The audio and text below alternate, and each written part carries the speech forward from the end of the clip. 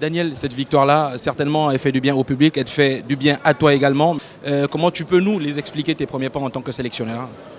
Mes premiers pas, c'est-à-dire du stress avant le match, c'est sûr. Hein.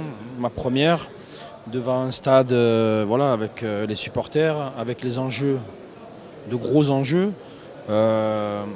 Mettre un système en place et ne pas savoir si vraiment les joueurs vont s'adapter.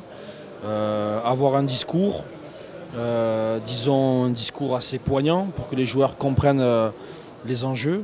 Donc c'était tout ça un peu mon souci avant le match. Et pendant le match, bien sûr, c'était gagner, marquer des buts et que mon système se mette bien en place et que les joueurs soient à l'aise. On a réussi des bonnes choses, mais on a raté pas mal de choses, mais c'est normal. Dans le foot, il y a de la cohésion, on a besoin de cohésion, on a besoin de stabilité. C'est le travail, c'est la mission qui m'a été donnée. Donc il faut y aller lentement mais sûrement, mais le foot c'est pas la magie, c'est le travail. Donc. Mais je suis confiant pour l'avenir. En tout cas, on a fait un demi-pas, il nous reste un autre pour se relancer dans la course. Il t'a fallu juste 3 petits jours pour travailler, c'est extrêmement faible pour quelqu'un qui débute, notamment en équipe nationale.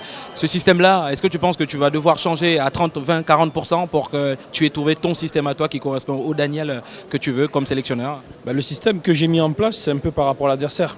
Et Pierre joue à Arsenal comme ça en 4-2-3-1. Donc taillé pour Pierre, hein, gamer? Non, pas forcément. Donc Pierre en 4-2-3-1, il joue à gauche.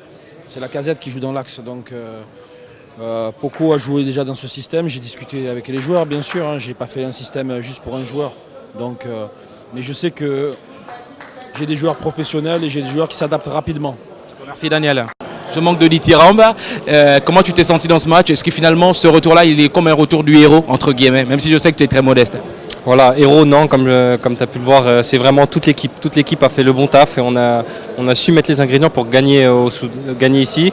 Et donc voilà, maintenant on va tout mettre pour aller au Soudan. Vous allez tout mettre pour aller au Soudan. Ton match personnellement, tu l'as perçu comment? Et surtout que le public derrière t'a soutenu. Est-ce que finalement c'est dans la lancée de ton début de saison où tu as l'impression d'avoir pris en maturité? Parce que tu as été dans la maturité, dans l'esprit même, un autre Denis, entre guillemets.